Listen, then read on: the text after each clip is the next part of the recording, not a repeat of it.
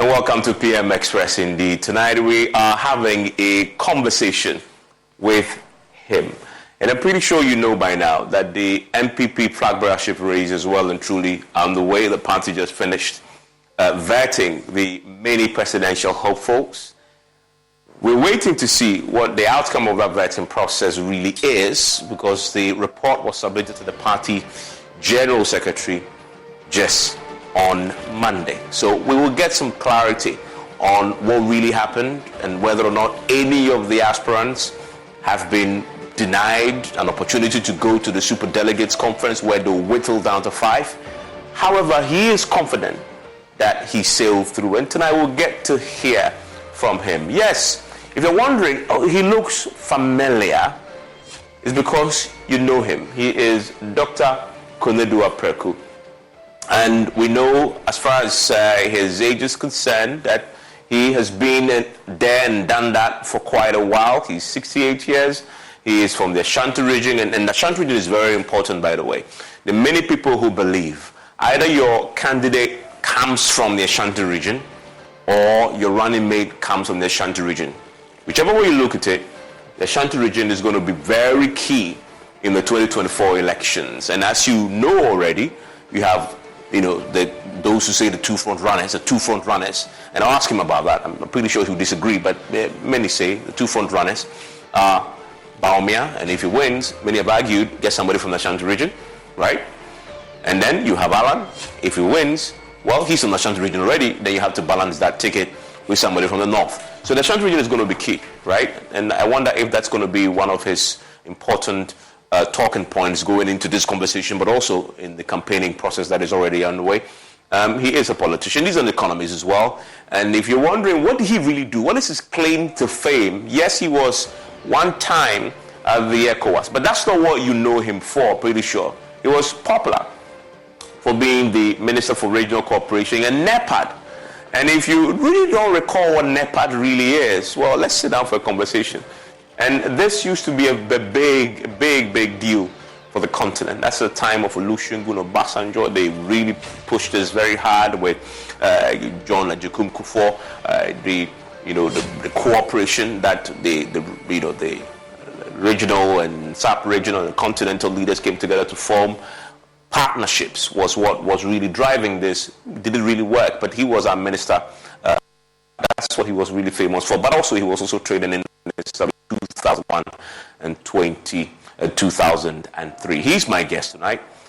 Once we return from the break, Dr. Kofi Konadu Apraku will be my guest. He will sit down for a conversation, and then we'll get to go into why he wants to be president, but what really sets him apart. What does he believe sets him apart from the rest of the field? Why does he think he will win the North when there are so many people, indeed, all vying for the single slot?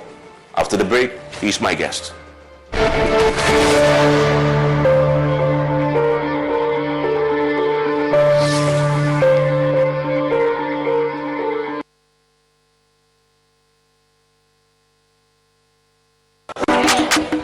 Crazy pa. Nansa ben own me. Whiskey. Wash. All of a sudden, my voice I hear different. And when you saw a call. Barman, bring me the honey whiskey. You know the one? Black Rock Whiskey. Honey whiskey. Chalet, honey near their fro. Black Rock Whiskey is strong. Now so taste me is smooth and it goes down easy. Excuse me.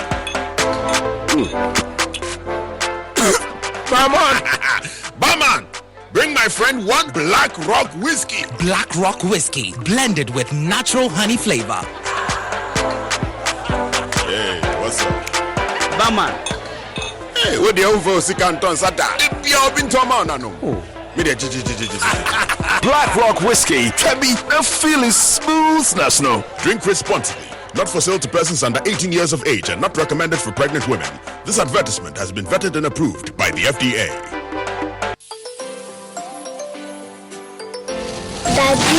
Daddy, this tank is big. Yes, that's true. It can store a lot of water. That's so true. Wow, it has a working tortoise on it. That's so true. I can see S-I-N-T-E-X. Syntax. That is so true, my daughter. When it falls down, it will spoil. That's not true. But why? Hey! Syntex was the first to introduce double-layer tanks in Ghana. Syntex again was the first to introduce white inner layers in Ghana. Syntex gives you the biggest warranty, 7 years. No matter your water needs, Syntex is the answer. Syntex tank. Are you strong? Are you tough? Ladies and gentlemen, we're going to demonstrate to you the superior properties of Flamingo paint. As compared to other paint brands on the market, we take equal quantities of Flamingo paint and this ordinary paint. We then dilute them with water. And now, let the test begin. The gentleman on the left is going to apply the ordinary paint, and the gentleman on my right will use the Flamingo superior paint. As you can clearly see, Flamingo has the obvious better hiding. Furthermore, Flamingo has painted a much larger area. You know, 1 bucket of Flamingo paint is equal to several buckets of any other paint brand on the market. Flamingo paint is made with superior formulation to give superior durability, superior hiding, superior coverage. Flamingo paint, simply superior. Can he tee up someone in red? And he goes to one! You want to know? I be the real goat. Who is the goat? Ghana Jollof or Nigerian Jollof? Ghana Jollof has no co-equal. The smell alone. Oh my God. No, that shift. You two the lie.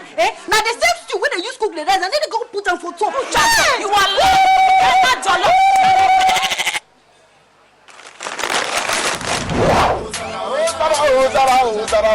And you in here, forget everybody. Yeah, my guy. Put some respect on the goat. On the goat. The only goat I know lives in Tama. Every year, we dey give to you back. We are talking about PET. I want some Yaji face. Except be the goat, huh? My guy, he be the goat. Though our choice of goats may differ in football, music, and jollof, Alomo Bitters always brings us together. Alomo, experience greatness in every moment. Drink responsibly. Not for sale to persons under 18, not recommended to pregnant women. This advert is FDA approved. Own your luxury. What if you could enjoy ultra luxury in the environs of Sakumono? What if you could have a share of affluence all to yourself? Step into our 5-bedroom executive Ohima suite or our 4-bedroom Oyster Asantua space or our 4-bedroom plush Kukwa unit and discover a whole world of possibilities. It's not just a building, it's a promise of a dream come true. Cherry Tree Properties. We develop spaces as though we were going to occupy them ourselves. Reach us on 0553 662 366 or 0544 299 4. Daddy, this tank is big. Yes, that's true. It can store a lot of water. That's so true. Wow, it has a working tortoise on it. That's so true. I can see SINTEX. Syntax. That is so true, my daughter. When it falls down, it will spoil. That's not true. But why? Hey! Syntex was the first to introduce double-layer tanks in Ghana. Syntex again was the first to introduce white inner layers in Ghana. Syntex gives you the biggest warranty, 7 years. No matter your water needs, Syntex is the answer. Syntex tank. Are you strong? Are you tough?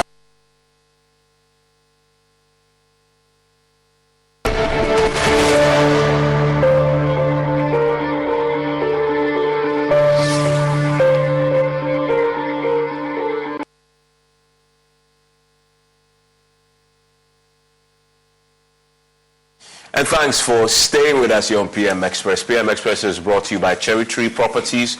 We develop spaces as though they were going to occupy them ourselves. Syntax tanks, it is strong, it is tough. Alomo bitters experience greatness in every moment. Ghana AIDS Commission as well. And as I've always told you, you need to look for Syntax tank, because Syntax tank, no matter your water needs, Syntax tank has it all. Syntax tank is first to introduce double layer tank. And now you can also have many layers as you want. Syntax tanks is first to introduce the white inner layer tanks in Ghana. We now introduce to you the customer specs order, which lets you order any color and size of your preference. Syntax tank gives you the longest warranty of 7 years, which no other tank gives you in Ghana. So whatever your water consumption, size of project or demand, choose Syntax tank. We have agents nationwide across the country. Call us on 0244-335-168 or shop online at syntaxgh.com. Syntax tanks, a year tough, a year strong. Also, if you don't know, let me just repeat it one more time, because desires are wishes, beauty is a promise of happiness, but passion is indeed everything. Thinking about buying a new home, talk to those who build with passion. Sloan Square is a new gated community development at Sakumono, developed by Cherry Tree Properties, a one-of-a-kind, well-planned luxury you are never going to experience. Once you experience this one, you will never experience it again, and indeed is one of those places that you really want to be. Call them on 055-3662-366, 055-3662-366. Cherry Tree Properties, sophistication and class. My guest is in the studio with me tonight, Dr. Kofi Konadu Apraku. Thank you, sir, for joining us on PM Express. Thank you for accepting me to come here. Good to see you. And I remember back in the day and in the 2000s, you were a very, very famous trade minister, and then, Minister for Regional Integration and NEPAD. Here you are, again in 2023, still chasing the dream of becoming a presidential flag bearer, right? A presidential hopeful. Now you're a presidential hopeful, but you also want to become a president and then lead your party. I mean, that fundamental question has to be asked. You've done it all. Why do you want to be president? Well, I will answer the way my president. I know. But I want to be president because I believe I can make an impact. I have a lot that I've gained from the public, and they say to those for whom much is given, much is expected. I feel a sense of obligation. The sense of obligation stems from where I come from. Came from very humble beginnings, from a rural environment, with illiterate parents, and I have always felt that the hand of God has been in my life. I'm sure everybody will say that, and the hand of God is with everybody. But I see myself as very special in the opportunities that I've had in my life. If I tell you, you might think I'm making them up, but they are all real. I was not meant even to go to school. I was going to farm with my mother. We met the headmaster of the school. In Ashanti region. Akumada Methodist Primary School. And I asked my mother, why is this boy not in school? This is the process that ended me going to school. And when I went to class 1, I was bigger than everybody else because I'm so used to going to farm with my mother. I thought that is the best thing that I could ever do. All of a sudden, I was older. Never occurred to me that it was important to go. But all of a sudden, I was there. And if I tell you, you might not believe me, so I won't go deeper there. But whatever be the case, I was given the opportunity, and God's hand has been a guiding hand. Went through school, jumped so many times, went to secondary school, CMB scholarship, that was available. And that is part of the reason that I feel a sense of responsibility, because without those type of facilities that were available, that you don't have to be anybody. Because if it was based on where you are from or the connections you had, I would never have had any of this. Scholarship, after the common entrance, I got scholarship. Went to your average school, not any of the elite schools. Went there, and all of a sudden, 2 things drove my life. My books and religion. And they impacted significantly in my life. My mother was a Methodist Women Fellowship president, an illiterate, but was so deeply involved in religion that she was the president. So the church was our business. And I was so inspired by the values that it brought into my life, and in the final analysis, how they guided my life. So when in secondary school, our English headmaster came and said that there is an international essay competition. Americans organize it, and they select people in high schools to go and attend American high school, gain experience, supposedly come back to their countries and be so mesmerized that they will say good things about us, about them. It was the equivalent of the teachers that American teachers that came to our secondary school, Peace Corps program. So I participated in this program, and I was selected to go to the United States to complete my high school. Guiding hand directed me, went to South Albany High School, became very close with the head we call it principal equivalent, we call it equivalent. He took me to a Rotary Club meeting, which they attend regularly every Friday or so. When we were going, he said that I'm going to give you opportunity to tell Americans or the gathering about Africa. I said, well, beautiful. That's what I'm supposed to be doing here. And before that, I traveled to high schools to let them. The essence of the program is to expose you to American culture. You educate Americans, you learn from Americans. I think the essence is that by the time you are done, perhaps you are a pro-American. Young man that they see there may be some future that they want a link. And so many, Kosindo, many others that I came to were in the program like that. They went on the AFS, All American First Service. So he asked me that day that we are going to a meeting, and I want you to make a presentation on Africa. They think Ghana, Africa is just one country. Always referring, instead of saying Ghana, they will say Africa. I say, but I'm authority on Africa. But whatever be the case, I went. I delivered an address which they thought was very good. In the process, I met the professor of the university who was a member of the club. We chatted. Eventually, the baton was given to him for him to carry me to the next stage. I said, what are your plans when you finish? It's a 1-year program. I said, well, my plans, they require you to go back to your home country, share your experiences. You can't even come to the U.S. until after a year or so to enable you to share your experiences. He said, do you want to go to school in America? I said, yes, I love to go to the university. He said, well, have you taken the scholastic aptitude test that we, SAT? Said I had not. Said, take it. I took it. I couldn't believe my result. Fantastic. Said they're giving me a scholarship. Go back to Ghana to meet the requirement of having been back and come back. I tell you, my life is incredible. But how does that, though, answer the question why you want to be president?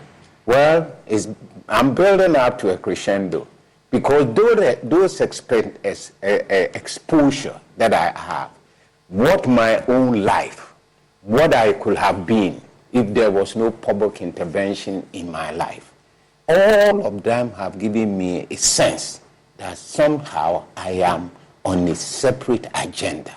I have an obligation. And my obligation is to touch the lives of people like me who otherwise may not even be sitting here ever at all. To me, this is all beyond my expectations in life. But if I can make it, others can make it. And if others can make it and we can turn round, so many of us, not only we are building a better society, we are building a stronger country for everybody. So the exposure that I had and the way things happened to me convinced me that there must be a guiding hand along for me. Because every step, I've always compared myself to somebody running a relay. And then when you run a relay, you go to a particular point, somebody takes you on. You give it to somebody and they run the next round and on. My relay has been that every point that I get, somebody is there to take me to the second step. So you want to change lives? I want to change lives because I believe that there are too many people that could make positive contributions to our country, can make changes, but may not have the opportunity because of the circumstances. Good intentions, but reality check. If you win, you would become president at the time in 2025 when the country is possibly facing, it's not possible, the facts says it all, its greatest economic crisis ever. Mm-hmm. A crisis that has been inflicted on us by your party, right? How do you convince anybody that in the midst of a crisis created by your party, if you get elected, you can make their lives better and turn this crisis around? How do you do that? My life is the example, as I said. I have had the opportunity. I didn't finish. So I went to school. I did a PhD in economics, went to teach at the University of North Carolina as a professor of economics and finance. That is the experience that I have gained. Beyond all the things that came together to produce who I am, I have professional experience in the area that matters most in the circumstances we have in our country. Not just teaching and lecturing and writing. I've written 2 books, writing and all that. Aside. Well, Colonel Furieta will make the same claim. Yes, let me finish. But he supervised on the economy that had certain major crises. Otherwise, then we should not even have a finance minister, because one person may have made some mistakes, or even if you have grants, that is a mistake. What would you do differently, I guess is the question I'm asking. Well, economics is a science. And what an American president said is that the economy is not stupid. Economy reflects the realities within a country.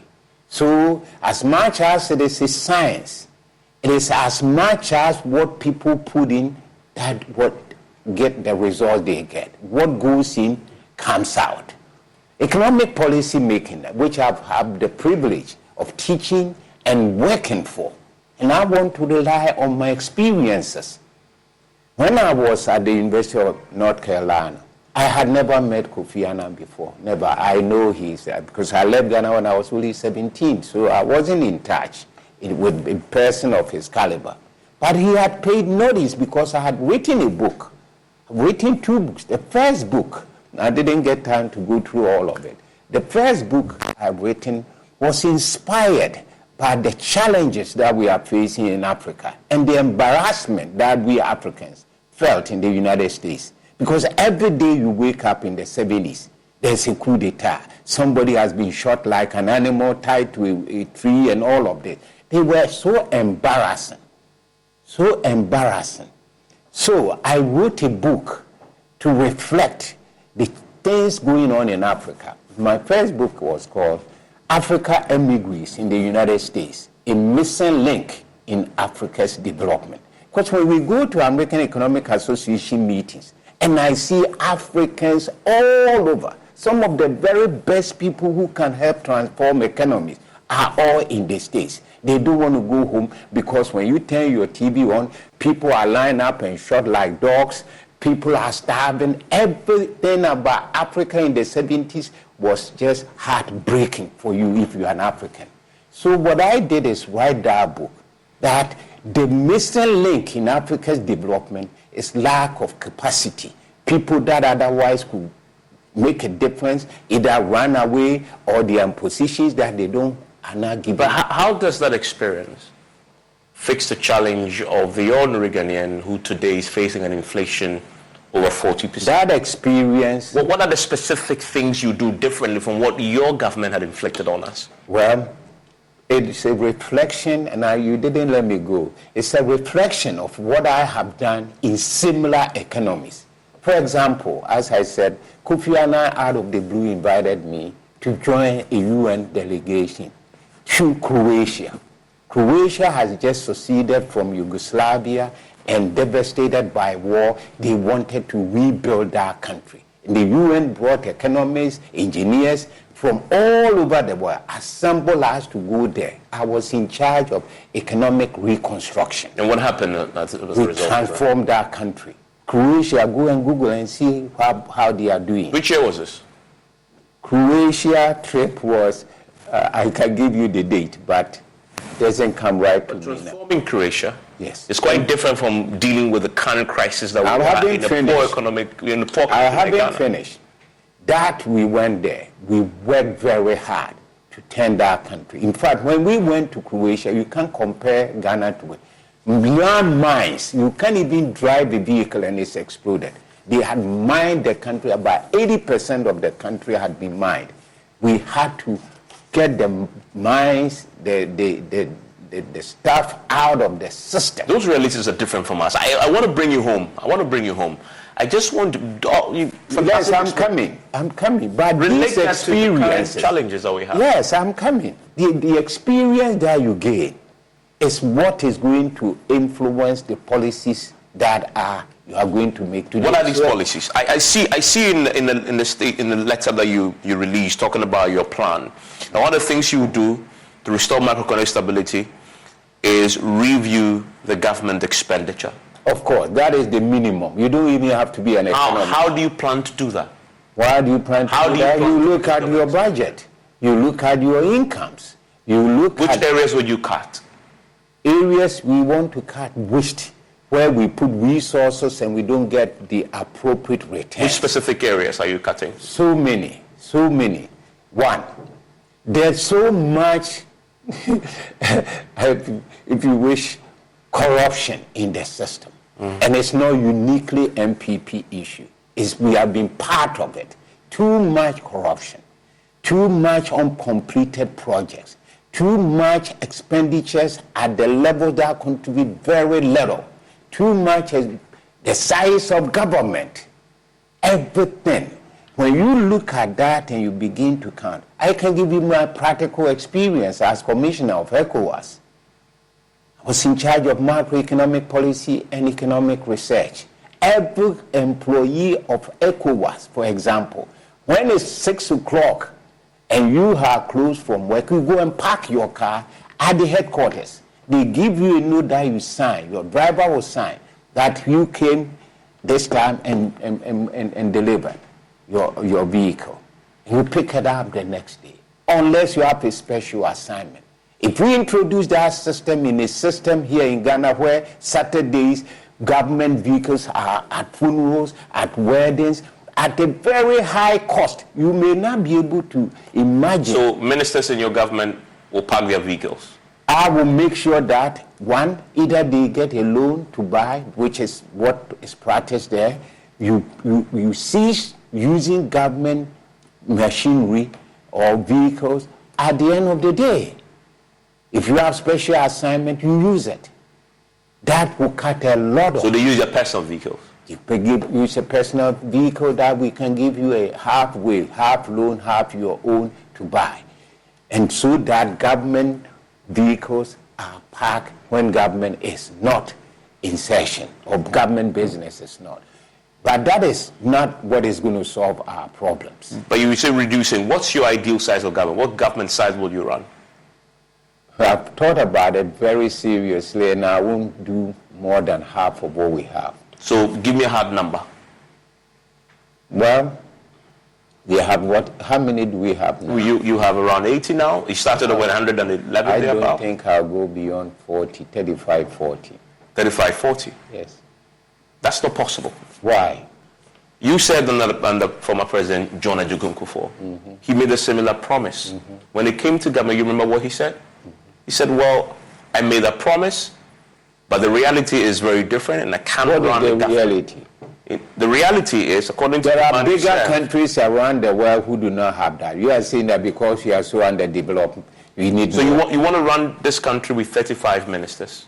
I will do 40. And most 40. Think so, yes. Because there are, would that have, I don't want to say. What are you doing away with? Which key ministries you have now that you will do away with? So many. And why? I don't believe that there's a necessity for fisheries ministry. I don't think so. So many of those that have been divided are put back, completely put back. So many ministers for, I don't want to, this is a political season. Just spare me that. Give me a chance. No, but you are campaigning. Yeah, but I'm campaigning. You're telling the delegates, and by extension, yes, the general population, how you are different.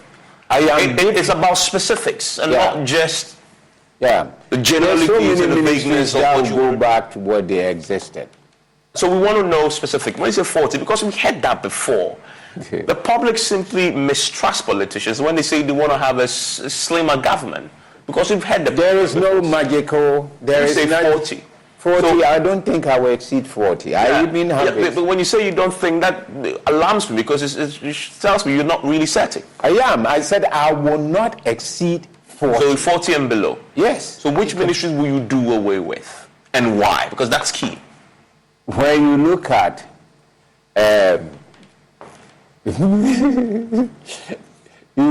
some of the ministry. Ministry of Chieftaincy Affairs, without disrespect for our chiefs, I think we don't need that ministry. Why? Because it can easily be administered through the office of the president with one person. You don't need to have entire ministry for that. You look at Ministry of Fisheries, agriculture, fishery, they all go together. You look at Ministry of I have written some of these things down, but I feel very comfortable that I can govern this country with 40 ministers. Talking about economy, and when we started, you went there as your strength. So I want to stay there. The biggest challenge right now is the economy. In your lifetime, I bet you've not seen an economic crisis as bad as this. Have you? Well, we've never had the circumstances under which we dip so deep. We've never had, say, the coronavirus. But yes, no doubt in my mind that this may have been the most serious. Oh, you also believe the president when he says this problem is not ours, it's because of COVID? I did not say that. I was commissioner in charge of microeconomic policy and economic research for all the 16 member countries. So I know the economic policy content in every country. And I also know that the impact of this situation that we just had, coronavirus, is not the same among countries. Some countries are more resilient because the fundamentals are strong already.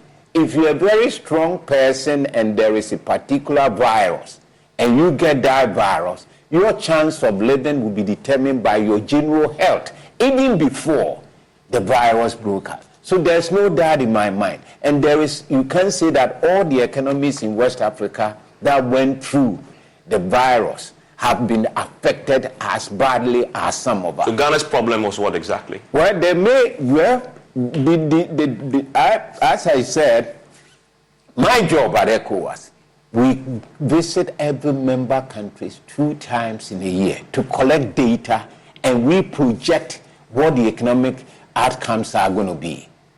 So, yes, we had some very good times in the administration of President Akufo-Addo in the first term.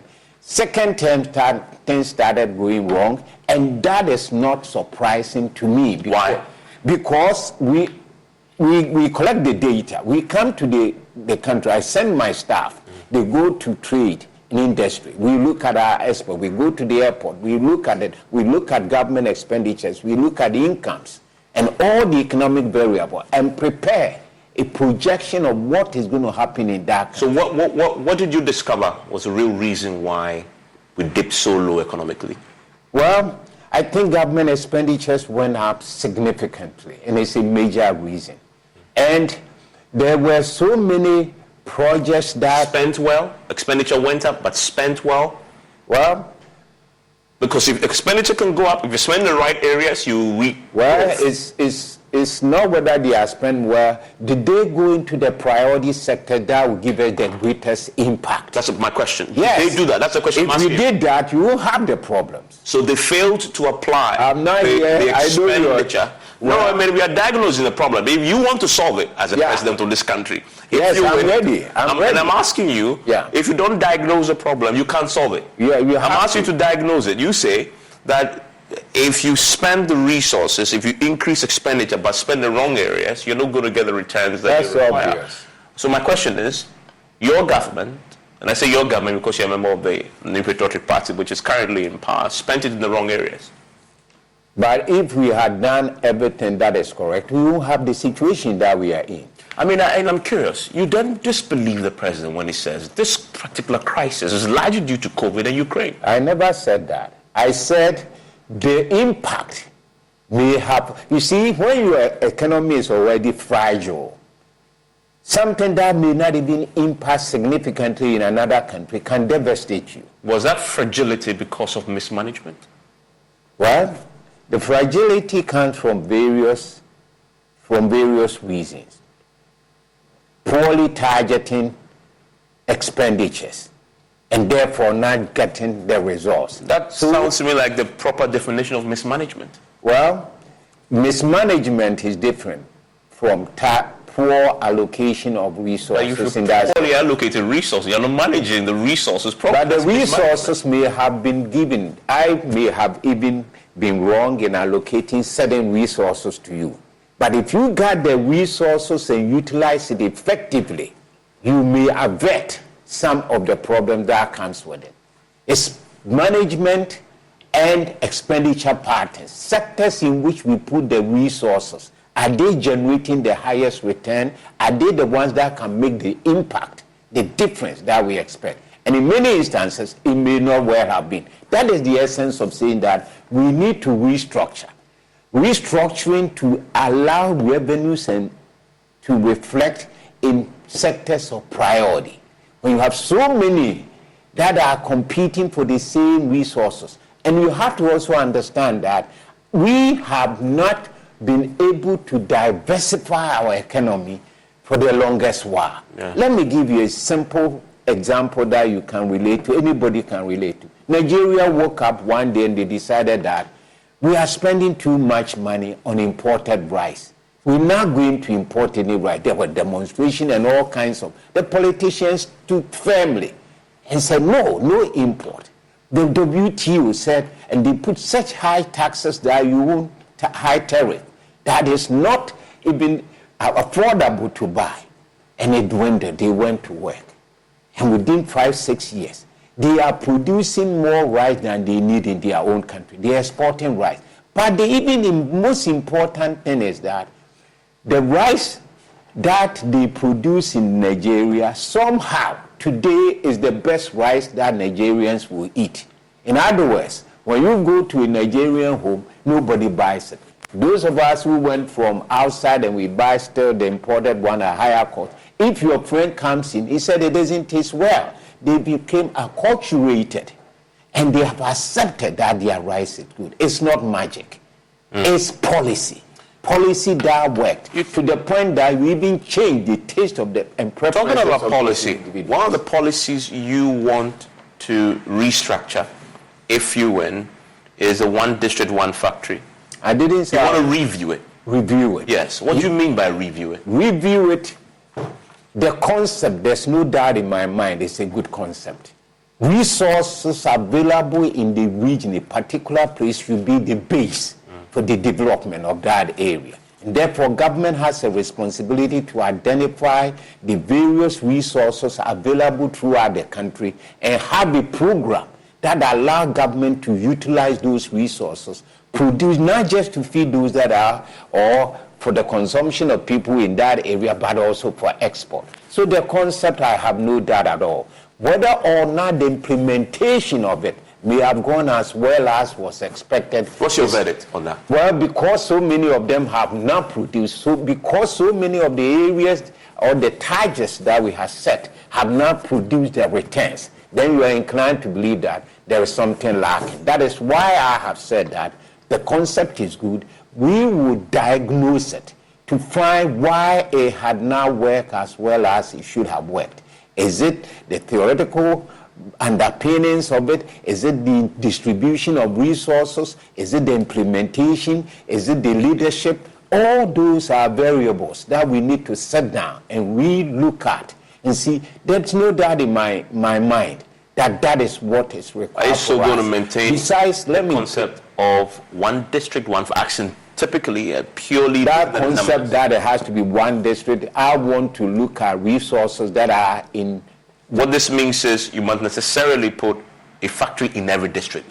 Would you stick to this? Whether you have the competitive advantage there, the resources there or not, you must necessarily. There's no district in Ghana that does not have something that is. We are developing. So you will stick to this approach? That, of course. Because why? If I live in Akumadai and we have the best producers of tomatoes, we don't need to reinvent the wheel there. That is the first option. Yes. It can be that it may be 2 or 3 more, but at least tomato we have established has the skill, the people have the skills to produce, to prepare it for export and for domestic consumption. We give the resources to do that. You have also said in what I call your manifesto that something very interesting you're proposing to do. You want to subject your government appointees, if you win, especially ministers of state, to the approval of the NPP's council and executive committee. Why not? You are proposing to place the party's approval over the approval by the people's representative in parliament. I didn't say members of parliament. Well, ministers. Well, you said you want to subject your government appointees, especially ministers of state, to the approval of the NPP's council and executive committee. Yes. Those that you have absolute control over, you want your council and executive committee to approve them. Yes, why not? Why is the party structure so important in approving people who will be serving the people generally? Because the party people also have the same sentiment about Ghanaians. They are looking for the very best for Ghanaians. The essence of this is not, obviously the people have been selected. We want to make sure that they have the capacity. In other words, it's not just the position that the president is a product of the party, and his actions and decisions must have the input where it counts, particularly direct bearing on how the party functions and the fortunes of the party in the future. This is appeasing the party. Pardon me? You're appeasing the party by doing this. Why? Because you're putting the power to verify their competence and capability. President Kufuor's time, I remember we were subjected to that.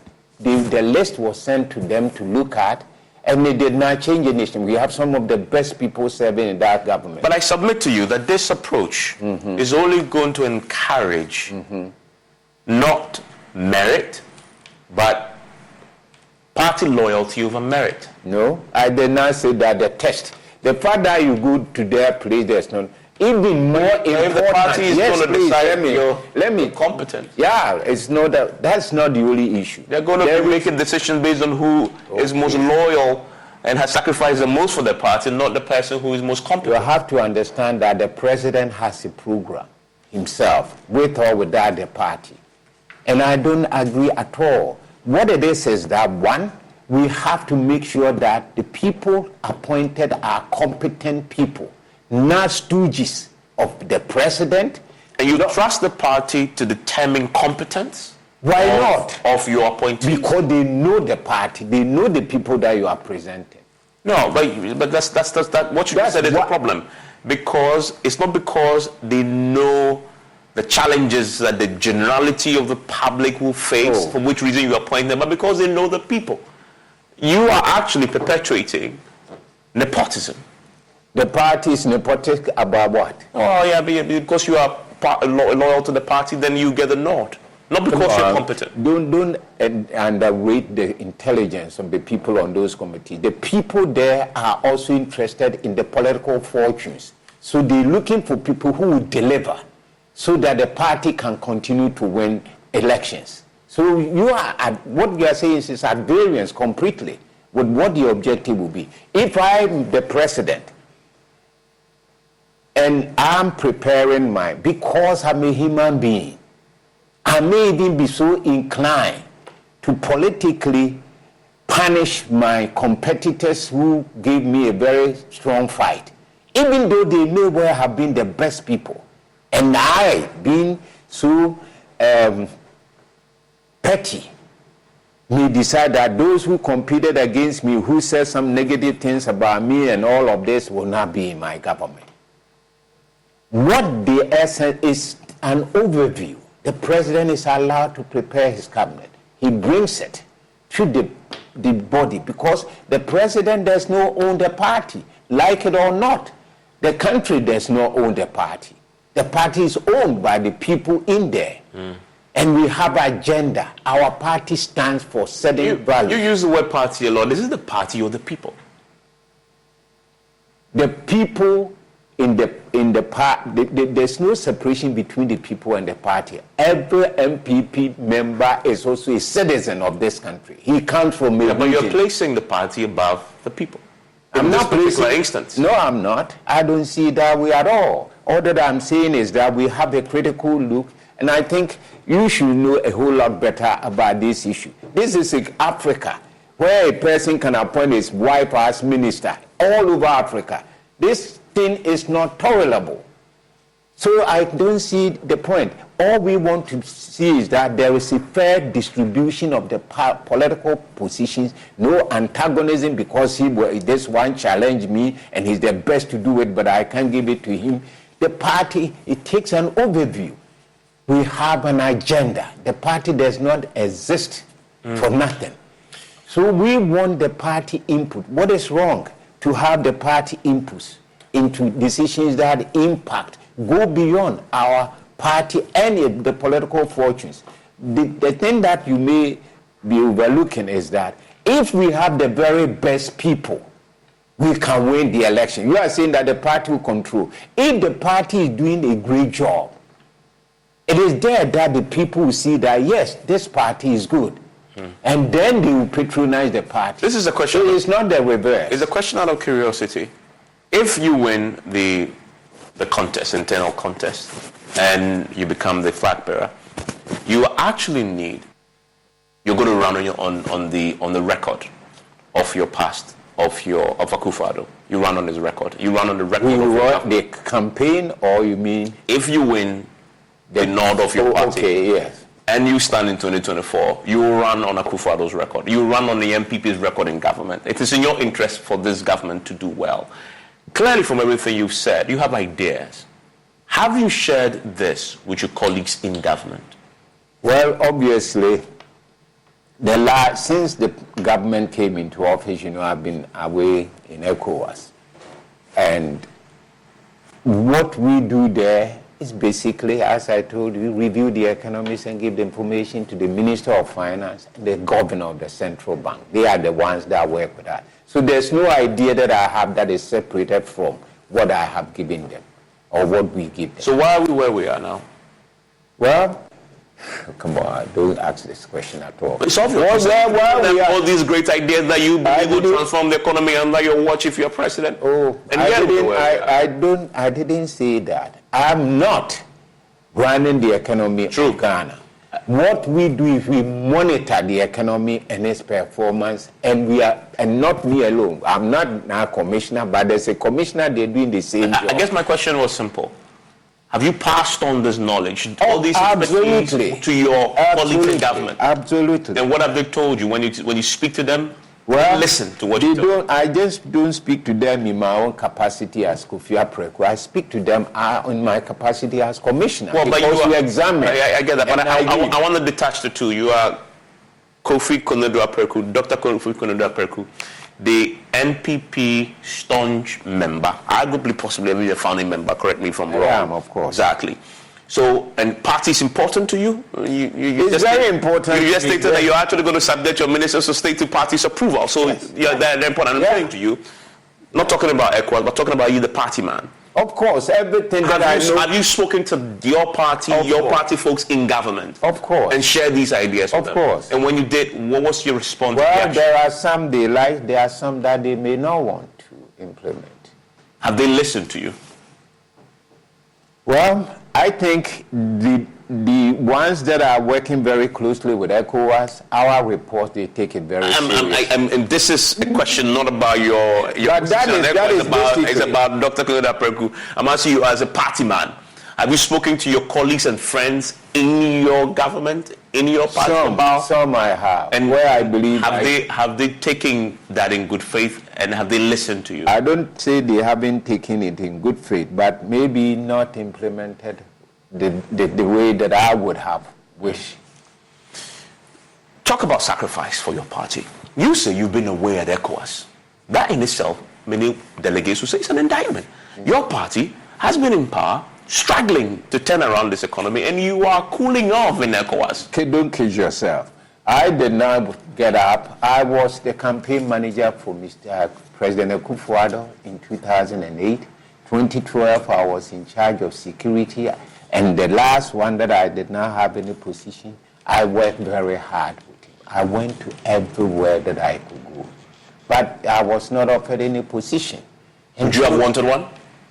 If it was offered to me, yes, I would have accepted it. I mean, if one that I wanted was offered to me, or one that I could have made. What did you want?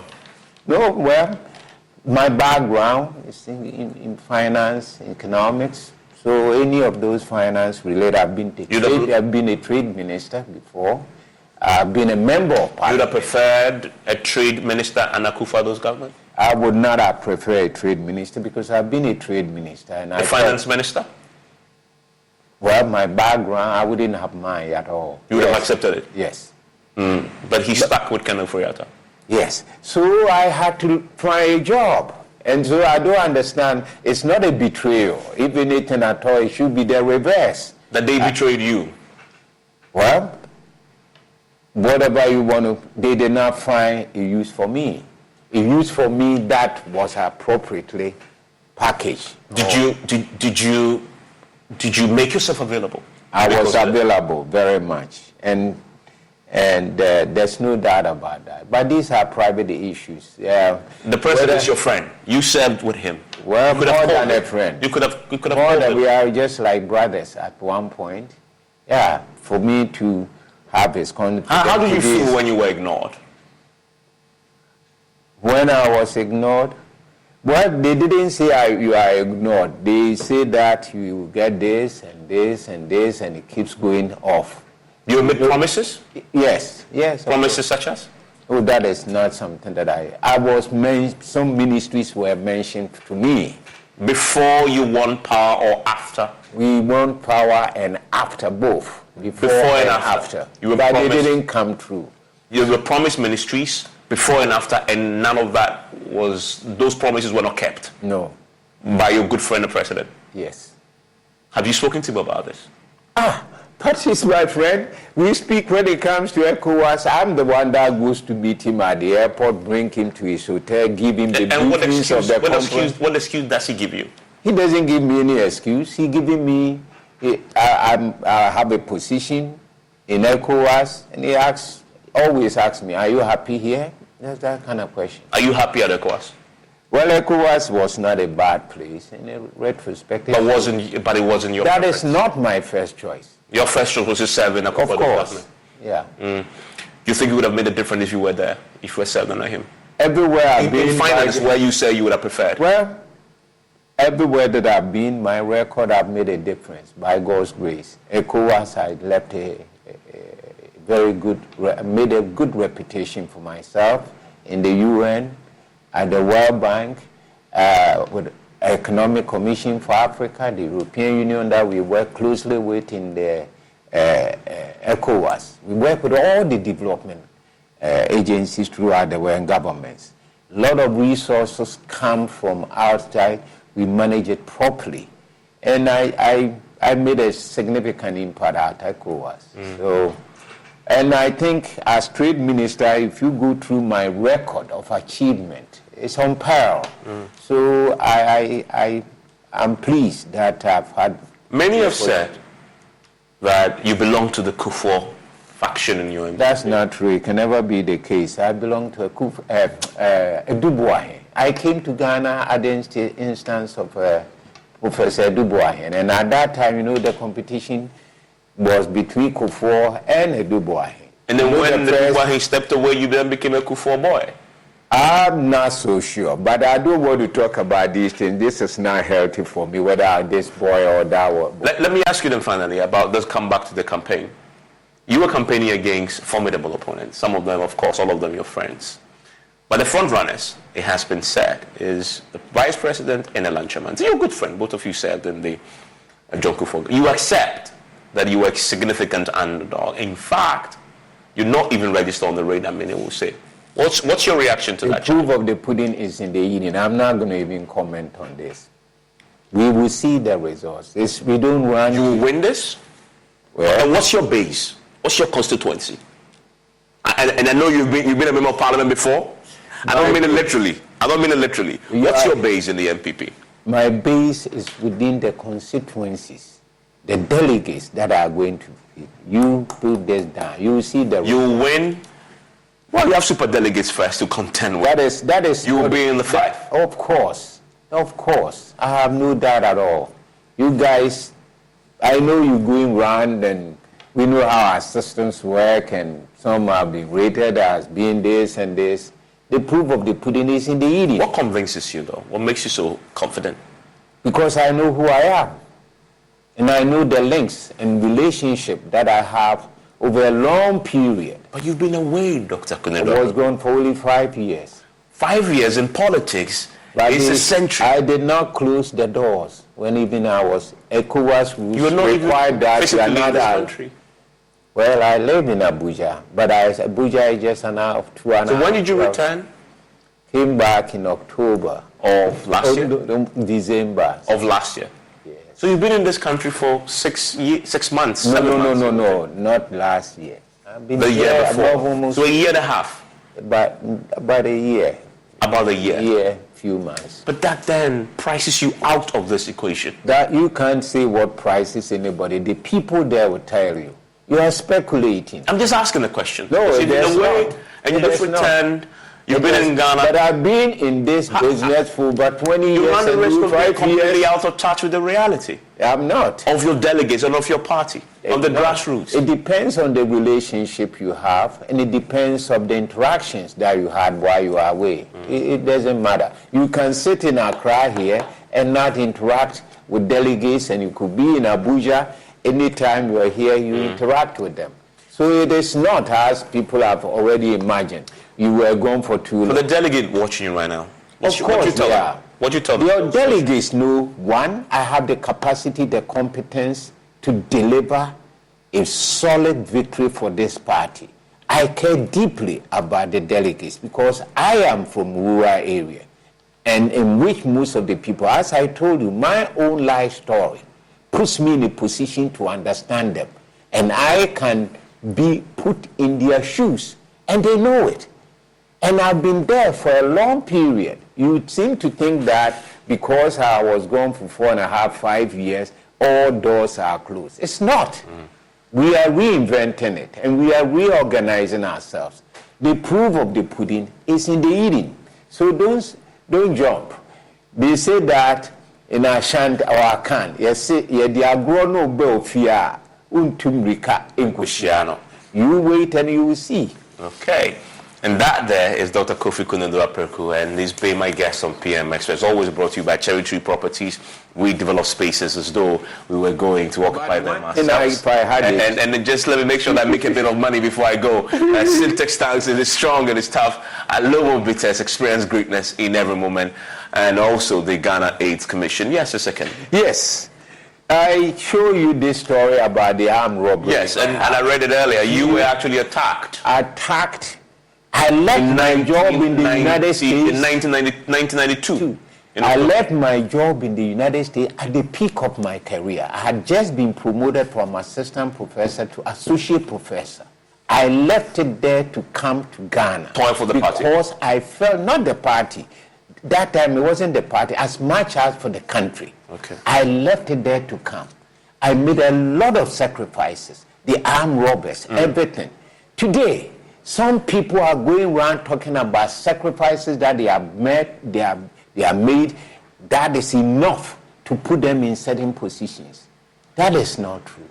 Sacrifices, there's no competitor in that respect, what I've been through in this country. But beyond that, beyond the sacrifices, Ghana today will respect the sacrifices, but we're looking for competence, credibility to move this country. And I offer that, and I think I offer it better than anybody else. Dr. Konadu Apraku making a pitch. Delegates will decide first in the Super Delegates Conference. This is your lecture headquarters. We'll bring you all that and more here. Enjoy the rest of the evening. Thank you.